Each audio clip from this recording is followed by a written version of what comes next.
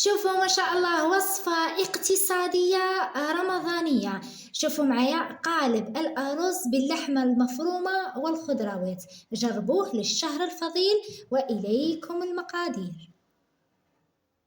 في قدرة كمية تاع الزيت، كمية تاع الملح، كمية تاع الزرودية اللي كنت قطعتها قطع صغيرة، كمية تاع القرعة اللي هي الكابوية الخضراء، وكمية تاع البصل. نقلي هاد الخضرة جيدا حتى طيب لي مليح. بعد ما طيب لنا نرجعو باش نكملو الوصفة تاعنا لنهار اليوم. بعد ما قليت الخضرة تاعي ندير كمية تاع لحم المفروم، شوية تاع الكركم وحبة الكحلة اللي هي فلفل أسود. صايي كما راكم تشوفوا فيا نقلي هاد اللحم المفروم مع هاد الخضروات جيدا حتى يطيب لي مليح.